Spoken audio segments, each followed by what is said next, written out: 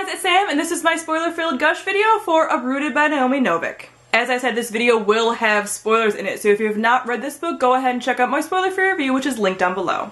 So before reading this book, I had been dying for an awesome fantasy book. I've been reading a lot of books that I just was okay with and enjoyed, but I hadn't gotten really engrossed in a fantasy in a while.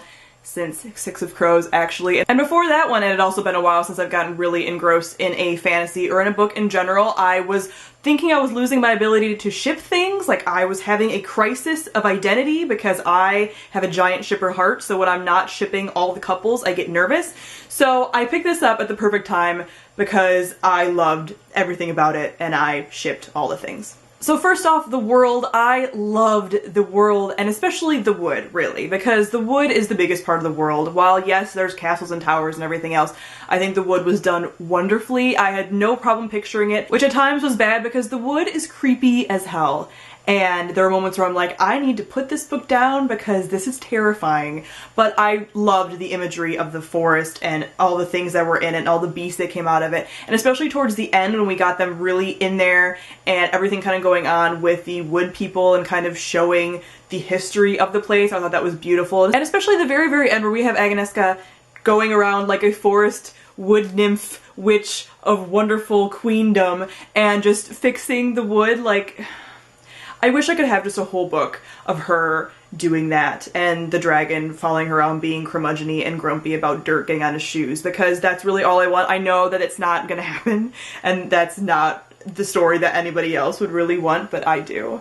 I just love the imagery of her little wood cottage and grass floors, and I'm just having a lot of feelings. As I said in my review, I also really enjoyed the magic system. I do not have a problem with magic systems that aren't completely described to me in scientific, here's how it would work if it was real. Like, I love Brandon Sanderson's magic systems. I do. I love them when I get them, but I also am okay with just, this is how magic works. I have no problem with that. So I was okay with the spells working the way that they did, and I loved just the imagery of how they did work, especially how magics combined and how the dragon's magic and her magic were very different, but they could combine and layer together in a beautiful way, especially when they were doing like the illusions and stuff and they went kind of out of control and crazy. I just loved how that was described and how working and doing spell work together was described. I thought it was beautiful. So speaking of all of that, let me talk about the characters. I loved the characters. Agnieszka is my perfect female protagonist. I love stubborn, impulsive female protagonists. Well, not ones that are stupid, because I didn't feel like she was stupid. I felt like she was very intelligent, but that she was impulsive, and she was snarky, and she was a brat sometimes, and she was like, this is how I want to be, and this is what I want to do, and I'm not really going to think about how, like, the consequences of my actions and stuff. She made for a fun protagonist in a story like this, where, like, everything is very fast-paced. I just loved her. As soon as we had her just being a mess, and coming up especially against the dragon and his just uptightness, and he didn't know what to do with her, gives me so many emotions. Because the dragon is also an archetype that I really enjoy, of the curmudgeon-y, grumpy, socially awkward because he doesn't know what to do, so he acts like he's grumpy, kind of Darcy-like character who's just like, I don't know how to deal with people, and smiling contorts the face. I love those characters, and he is exactly that. And just the fact that he was always like, you impossible girl, is so great. So great. And that, like, his irritation was just a part of his charm in a way. And I also really enjoyed that he wasn't a jerk just to her. He wasn't abusive to her or anything. He wasn't singling the love interest out and being a jerk to her. He was a jerk to everybody. He didn't know how to have social interactions. He was a grumpy hermit who liked things orderly. He's great. As I said in my review, I loved the elements of romance in here in general. I could have done with way more because I'm just a romance sappy person, and I just loved the relationship between these two and the way they're complete polar opposites, the way their magic works together, the way that they can't really figure each other out, the way that he's completely flabbergasted by her and doesn't know how to handle her at all, and she's just like, whatever. I loved it. I absolutely loved it. The scenes, the romance scenes, the first kiss, I mean, I think I went to a different plane of existence for a while after the first kiss. Like, I had to just, like, put it down because it was perfect. It was the kisses that I just love, where it's like, you impossible person making out. I mean, just wonderful. And then we have a wonderful sex scene, okay? I don't read books for sex scenes. I don't read erotica, not my thing. But when you have a good one in a book, it's like, thank you for that. Thank you. Usually when I read sex scenes in books, I'm just like, this is awkward. I'm just going to like flip past it because I don't need this. But dang, that is a well-written sex scene where there's consent and there's a girl taking charge and she's like, man, I can't sleep. A lot of shit's going down, but I want to get with that dude up in that tower, so I'm gonna go get him. Just. As you can tell, this is one of my more fangirly gushes because I just can't. I just don't have the words.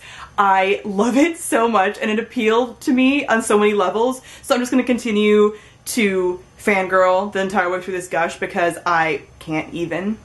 I also love the focus on female friendships and female relationships in this book.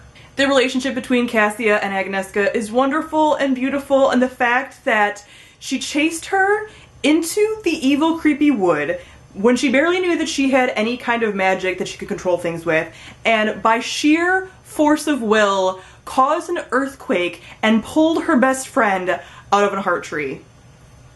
I just can't. She's perfect. I love her so much. She's everything I love in a character, and I loved their friendship. I was terrified, obviously, for most of this part because the whole corruption thing and the wood corrupting people, extremely triggering for me, okay? My anxiety, as you guys may or may not know, very triggered by things like that and things taking control of people, and it's a mess. So I was definitely having to take a lot of breaks with this book, and that part was very stressful for me, but I loved the relationship between them and just Cassia as a character in general too. Like the fact that at the end she became this like protector of the two children, and she went and was the king's champion in a fight, knocked out like 3 burly soldier dudes, and became like the captain of the guard. Bless my warrior queen of the wood. I love her so much. I also love the focus on the relationship between the Wood Queen and her sister at the very end and how that was a very important relationship, and all of the things with the Wood Queen in general. I love the way that that was done. I wasn't expecting there to be actually like a person at the middle of all of this. I was like, there's gonna be something totally horrible and creepy in the middle, and yes, she was horrible and creepy, but at the same time she felt very human in a way, and the story about all of them was very tragic and just very sad, and I liked that her sister was the one that ultimately showed Agnieszka like how to save her and how to end all of this and how to stop all of this, because they just had to let go, and that was a really awesome image. I just loved the ending. The ending made the rest of the book less creepy for me because it was like a vengeful nature woman that was trying to just like ruin the whole world. So it made it less creepy, the things at the beginning and stuff. But again, it was just really well done. I thought it was a very well done villain. I wouldn't necessarily consider them morally gray, but in a way, yes, because she really did feel like she was doing something that was right. She was wronged deeply by humanity, and she was pissed off about it. And girl, I don't really blame you. As far as the plot, I loved how fast-paced this was. I know some people have problems with the fast-pacedness of this book, but I really enjoyed it. I can't handle there being like constant no end to like a certain event, so I liked that the events were kind of like short and clipped. And a lot was going on. Again, like I said, I had to put this book down a lot, but I still always pushed through. I had to keep picking it up. I really enjoy the political intrigue parts when she goes away to the castle and the capital and stuff. I thought that stuff was all really well done. I really enjoy political intrigue, and again, it was a completely different tone than the beginning part of the book and even the end. So I really enjoyed those elements and how she kind of navigated that, or didn't in some ways. I really enjoyed the other wizard, I'm forgetting her name, Alosha. I loved her. I love that she was like the queen of the forge, basically. She was making this crazy, powerful weapon, which I wish it could have been used in a better way. Like, wow, really? But she was so cool. I wish we could see more of her. I wish that someone would write a book just, again, like all of what is she doing? What's her life story? I want to know about her. She's awesome. But as I said, I loved the pacing of the book. I was totally okay with it. It pulled me in from the beginning. I just wanted to know more. I could have even had this be longer. I loved it. I loved everything about it. I thought it was really well done, and it went in so many different directions that I wasn't expecting, and usually you can kind of predict like, okay, this is how a story's gonna go. I had no idea with this book.